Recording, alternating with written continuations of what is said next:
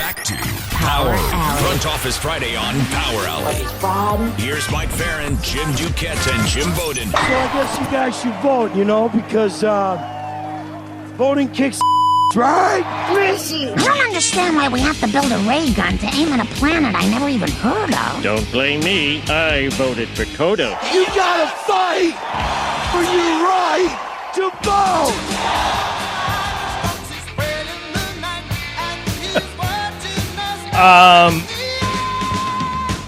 The winner of the 1220 vote is better known as #the movement. Scott Coleman is one of the writers for the Braves-themed blog Talking Chop. He is on the line with us now to help explain to a group of old men what the hell is going on here. Scott, Mike Farron, Jim Duquette, and Jim Bowden, let me start. What the hell is going on here? It has blown up far more than I ever could have imagined. If listeners haven't seen it, there's this photo of Tiger Woods, and it's from a few years ago when he was a little younger, but there's a picture of Tiger, and he's smiling, but he also looks like he's about to cry, which kind of encapsulated the Braves rebuild pretty well. There were some dark days in there, so for whatever reason, a few years ago, I started to tweet it, and it became kind of an inside joke within Braves Twitter, and over the last 4 or 5 days, it's blown up and into a national level. So it's pretty fun to see just how big it's gotten. It's gotten huge. By the way, Farron is the only old guy of the three of us here, Scott. So I want him to speak for himself. But how did you pick Tiger? Was it you were just thumbing through pictures of him and you found that picture, or was there some other thing that you found that and then you're like, okay, I'm going to use this one? It's been probably 3 or 4 years, so I was trying to think back on like the very first time I found that photo. Maybe it was posted on Talking Shop, the blog that I've written for a decade or so now. So I'm guessing somewhere on there, and then, as things evolve and social media gets bigger and bigger, it's just kind of become its own little thing. And, Tiger, of course, has an interesting past, some ups and downs, just like all of us. So, the photo fits, and it's gone crazy. Yeah, look, I totally get this. I totally respect it. This is something that just makes complete sense to me. Now, a couple of questions, because number one, I don't think he's laughing and look like he's crying. I think he's stoned. I think that's why the eyes are red. Now, the blonde next to him, is she cut off because it's not his ex-wife? Is it the skier?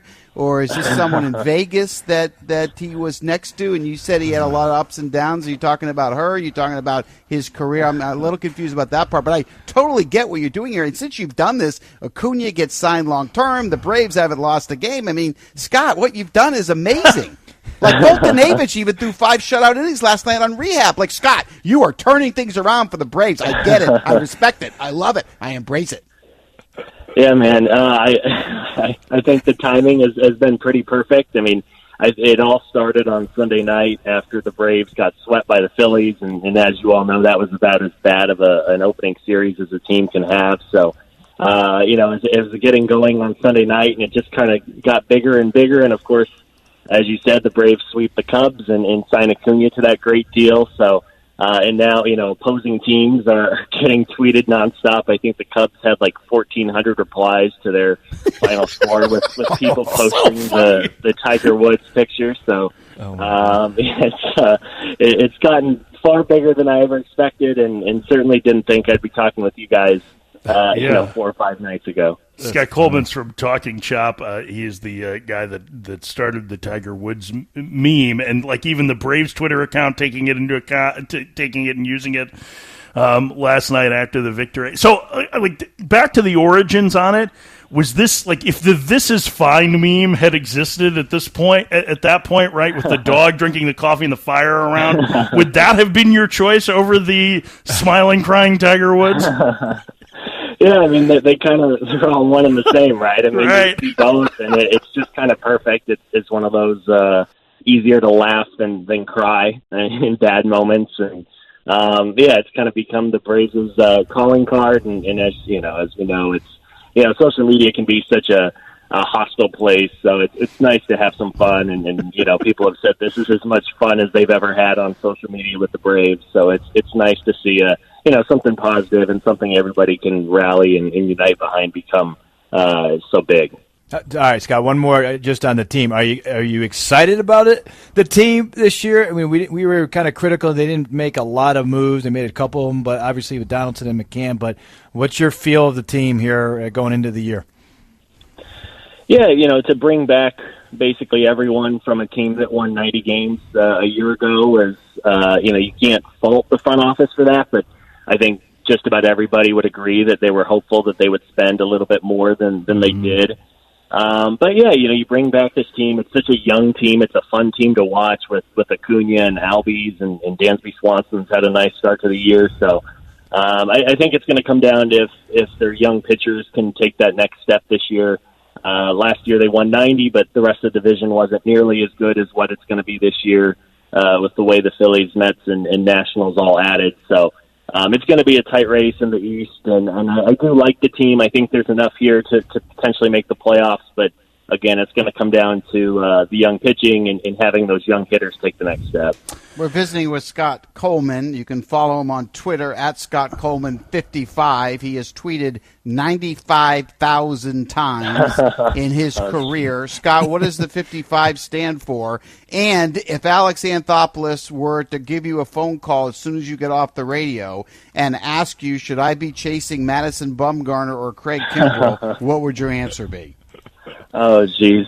55 was an old high school number, so it just kind of stuck. And, Anthopoulos, for all the criticism he gets, I do think he's done a really nice job building this team with since he's come over. He's not the one at the end of the day setting the financial parameters for the team. But, if Alex wants to give me a call and talk about, I don't know, Tiger Woods, the Masters are next week too, so get some insight there. We were saying we want Tiger to come out and throw an opening pitch or to lead the chop before the game in Atlanta. So maybe we could help make that happen. That would be really funny. I mean, it's, I guess it's not that far, I guess, right? So have them come down like Monday throughout. Are they playing on Monday? They throw out the first pitch that day. That'd be great. Scott, congratulations on creating the movement and an unprecedented run of success after an internet meme was created.